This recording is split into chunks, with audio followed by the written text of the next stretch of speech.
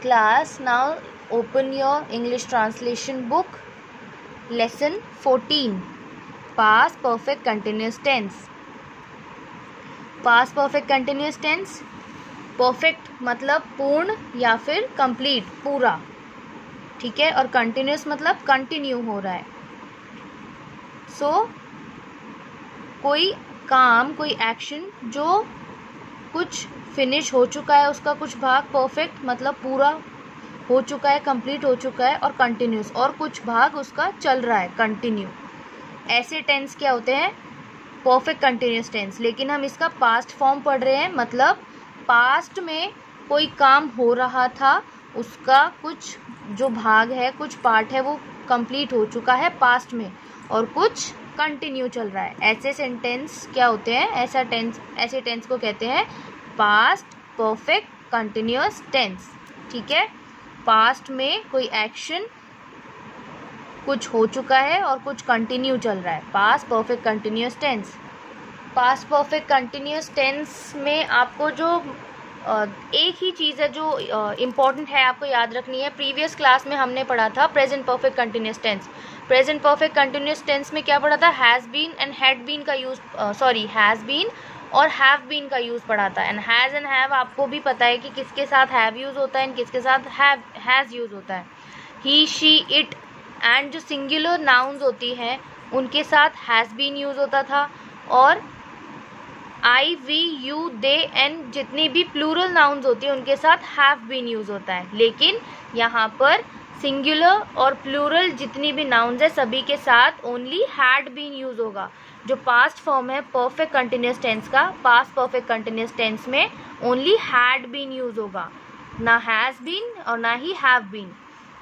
चाहे subject he, she, it हो, या फिर आई, वी, यू, दे, या फिर ऑल सिंगुलर नाउन्स हो एंड ऑल प्लूरल नाउन, सभी के साथ हैड बीन यूज़ होगा, क्योंकि पास्ट में हैड का यूज़ होता है, सो हैड बीन। और एक इम्पॉर्टेंट चीज़ क्या है? सिंस फॉर, जो हमने प्रीवियस क्लास में भी पढ़ा था। सिंस और फॉर का यूजेस, सिंस क्या होता है? पॉइंट ऑफ टाइम के साथ यूज़ होता है। जहाँ पर आपको पॉइंट ऑफ टाइम दिया होगा वहाँ पर आप सिंस यूज़ करोगे, ठीक है। और जहाँ पर आपको पीरियड ऑफ टाइम दिया होगा वहाँ पर आप फॉर यूज़ करोगे। जैसे पॉइंट ऑफ टाइम के लिए 5 PM, ठीक है, ये क्या है? Point of time. आज डेट है 23 जुलाई, ये क्या है? पॉइंट ऑफ टाइम, ठीक है। पीरियड ऑफ टाइम की अगर हम बात करें 2 आवर्स, पीरियड हो गया कितना? 2 घंटे का। 1 वीक 7 डेज का पीरियड, तो और जैसे 1 मंथ, ये सब क्या है? पीरियड ऑफ टाइम के एग्जाम्पल है। सो सिंस आप लगाएंगे जहाँ पॉइंट ऑफ टाइम दिया होगा एंड फॉर जहाँ पीरियड ऑफ टाइम दिया होगा, ठीक है। पहचान क्या है पास्ट परफेक्ट कंटिन्यूअस टेंस की? वाक्य में क्रिया के साथ रहा था, क्योंकि पास्ट का है सो था आएगा, रहा था, रही थी, रहे थे के साथ समय, मतलब पॉइंट ऑफ टाइम या फिर पीरियड ऑफ टाइम का ज्ञान हो, वह टेंस क्या होता है? पास्ट परफेक्ट कंटिन्यूअस टेंस कहलाता है। परफेक्ट कंटिन्यूअस टेंस की जो हम अभी हमने प्रीवियस क्लास में प्रेजेंट फॉर्म पढ़ी एंड अभी पास्ट फॉर्म पढ़ रहे हैं। एक चीज़ जो मेन इंपॉर्टेंट चीज़ क्या है इन सेंटेंसेस में, परफेक्ट कंटिन्यूअस सेंटेंसेस जो होते हैं इनमें हमें टाइम दिया होता है, मतलब कोई काम जो कंटिन्यू चल रहा है उसमें टाइम दिया होता है। सो टाइम इम्पॉर्टेंट है और उसी की वजह से सिंस एंड फॉर का यूज़ होता है, ठीक है। सो फर्स्ट हमने पढ़ा था कि जो सेंटेंसेस होते हैं मेनली 3 टाइप के होते हैं। Affirmative sentences. अफर्मेटिव सेंटेंसेस वो सेंटेंसेस होते हैं जिसमें ना तो नॉट का यूज़ होता है और ना ही उसमें क्वेश्चन पूछा जाता है। जो सिंपल स्टेटमेंट्स होती है, सिंपल सेंटेंसेस होते हैं, वो क्या होते हैं? Affirmative sentence. सेकेंड टाइप के सेंटेंसेस होते हैं नेगेटिव सेंटेंसेस। नेगेटिव सेंटेंसेस वो सेंटेंसेस होते हैं जिसमें नहीं का यूज़ होता है, ठीक है, नॉट का यूज़ होता है, वो सेंटेंसेस होते हैं negative sentence. And third type के सेंटेंस होते हैं इंटेरोगेटिव सेंटेंसेस। इंटेरोगेटिव सेंटेंसेस वो सेंटेंसेस होते हैं जिसमें कोई क्वेश्चन पूछा जाता है, ठीक है। जब हम कोई क्वेश्चन पूछते हैं तो वो इंटेरोगेटिव सेंटेंस होता है। अब रूल क्या है अफर्मेटिव सेंटेंस का? किसके according? Past perfect continuous tense के अकॉर्डिंग अफर्मेटिव सेंटेंस का रूल है। सबसे पहले आप सब्जेक्ट लिखेंगे, सेंटेंस में सब्जेक्ट जो होगा वो उसके बाद हैड बीन, देन वर्ब की फर्स्ट फॉर्म के साथ ING, then since and for according to time. Point of time होगा तो आप पहले सिंस लगाएंगे, पीरियड ऑफ टाइम होगा तो आप फॉर लगाएंगे, since and for and then time.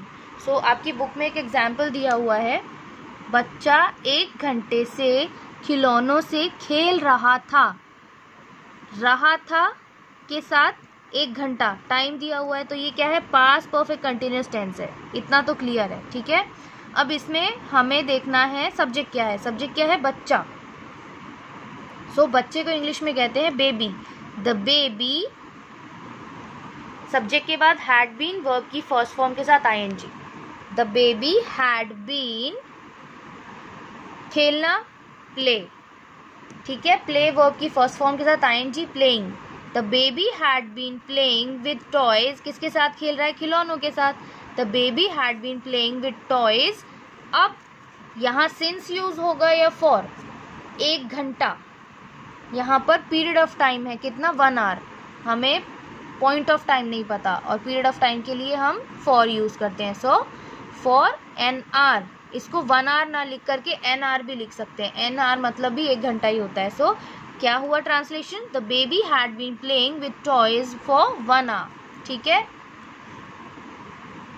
Second example देखिए, मुर्गा प्रातः से बांग दे रहा था। यहाँ पर सब्जेक्ट क्या है, मुर्गा। मुर्गा को इंग्लिश में कहते हैं cock. The cock had been, subject के बाद हैड बीन, देन वर्ब की फर्स्ट फॉर्म के साथ आईएनजी। बांग देना को इंग्लिश में कहते हैं क्रो, के साथ आईएनजी लगाया, crowing. The cock had been crowing. अब यहाँ क्या है, पॉइंट ऑफ टाइम है, क्या, मॉर्निंग। ये पीरियड ऑफ टाइम नहीं है, पॉइंट ऑफ टाइम है। जैसे जनवरी, फरवरी, संडे, मंडे, मॉर्निंग, इवनिंग, ये सब क्या है, पॉइंट ऑफ टाइम है। सो पॉइंट ऑफ टाइम है तो यहाँ पर हम क्या यूज करेंगे, since. The cock had been crowing since morning, ठीक है। सो फॉर एंड सिंस का यूजेस आपको क्लियर हो गया होगा। अब आते हैं नेगेटिव टाइप के सेंटेंसेस पे। पास्ट परफेक्ट कंटिन्यूअस टेंस का नेगेटिव सेंटेंस रूल क्या है, सबसे पहले आएगा सब्जेक्ट, देन आप जो हैड बीन लिखते हैं बस आपको हैड बीन के बीच में नॉट ऐड कर देना है, बाकी रूल सेम है। Subject, then had not been, क्योंकि ये नेगेटिव सेंटेंस है, नहीं का यूज हो रहा है, नहीं के लिए इंग्लिश में नॉट का यूज करते हैं। So subject, then had not been, then verb की फर्स्ट फॉर्म के साथ ING and then since for according to हम टाइम यूज करेंगे, ठीक है। आपकी बुक में नेगेटिव सेंटेंस के लिए एक एग्जाम्पल दिया हुआ है, वह अध्यापिका कई दिनों से नहीं पढ़ा रही थी। अब यहाँ पर अध्यापिका मतलब टीचर, दैट टीचर नेगेटिव है इसलिए हैड बीन ना यूज करके हैड नॉट बीन यूज करेंगे। रूल में था सब्जेक्ट के बाद had not been, then verb की फर्स्ट फॉर्म के साथ ING. The teacher had not been, पढ़ाना मतलब टीच, वर्ब की फर्स्ट फॉर्म के साथ ING, teaching. The teacher had not been teaching. यहाँ तक क्लियर है। अब सिंस फॉर का कंफ्यूजन है, कई दिनों से, for many days, many days period of time है, पॉइंट ऑफ टाइम तो है नहीं, पीरियड ऑफ टाइम के लिए for. So that teacher had not been teaching for many days, okay. Now third type of sentence is interrogative sentence. Interrogative sentence जिसमें question पूछा जाता है। रूल क्या है इसका, जो हम हैड बीन यूज करते हैं उसका हैड हम सब्जेक्ट से पहले ले आएंगे। हैड से सेंटेंस स्टार्ट होगा, had then subject, then if interrogative sentence में नॉट का यूज हुआ है, मतलब हम क्वेश्चन जब करते हैं तब भी हम नॉट का यूज करते हैं, ठीक है। अगर नॉट का यूज इंटेरोगेटिव सेंटेंस में हुआ है तो हम सब्जेक्ट के बाद नॉट लगाएंगे, देन बीन, वर्ब की फर्स्ट फॉर्म के साथ ING, since for and then time. But अगर इंटेरोगेटिव सेंटेंस में नहीं का यूज नहीं हुआ, नॉट का यूज नहीं हुआ, तो हम इसको स्किप कर देंगे, इसको हम यूज नहीं करेंगे। तब सिंपल फॉर्मूला रहेगा had, subject, then been, then verb की फर्स्ट फॉर्म के साथ ING and then since for and time, ठीक है। आपकी बुक में एग्जाम्पल दिया हुआ है, क्या लड़कियां 1.5 घंटे से गाना गा रही थी। अब यहाँ पर क्वेश्चन पूछा जा रहा है, ठीक है। सो सेंटेंस इंटरोगेटिव सेंटेंस किससे स्टार्ट होगा, हैड से। हैड द गर्ल्स बीन, क्योंकि यहाँ पर नहीं, नॉट का यूज़ नहीं हुआ, कहीं भी सेंटेंस में नहीं का यूज़ नहीं हुआ, तो हम सब्जेक्ट के बाद डायरेक्ट बीन लगाएंगे, ठीक है। सब्जेक्ट के बाद डायरेक्ट बीन, क्योंकि नहीं का यूज़ नहीं हुआ। हैड द गर्ल्स बीन, गाना के लिए सिंग, वर्ब की first form, then ing add हो गया singing. Had the girls been singing songs 1.5 घंटे से, an hour and a half, period of time है so for. Had the girls been singing songs for an hour and a half, ठीक है। Next example देखिए, क्या ग्वाला प्रातः से गाय दूह रहा था।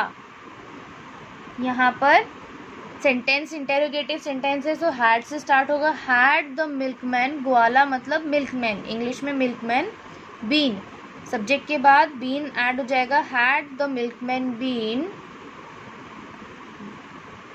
दूध दूहना या फिर गाय का दूध निकालना, उसके लिए मिल्किंग वर्ड, वर्ब के लिए मिल्किंग यूज होता है वर्ड, ठीक है। मिल्क, मिल्क को ing ऐड किया आपने वर्ब की फर्स्ट फॉर्म के साथ, milking. Milking the cow, had the milkman been milking the cow. अब यहाँ पर मॉर्निंग, प्रातः मतलब मॉर्निंग, पॉइंट ऑफ टाइम है, so since morning. Had the milkman been milking the cow since morning, ठीक है। सो आपका ये पास्ट परफेक्ट कंटिन्यूस टेंस यहाँ ख़त्म होता है। अगर आपको इस टेंस में कोई कन्फ्यूजन या डाउट है, या ये जो ट्रांसलेट मैंने आपको करके दिखाया इसमें कोई डाउट है, तो आप मुझसे पूछ सकते हैं, ठीक है।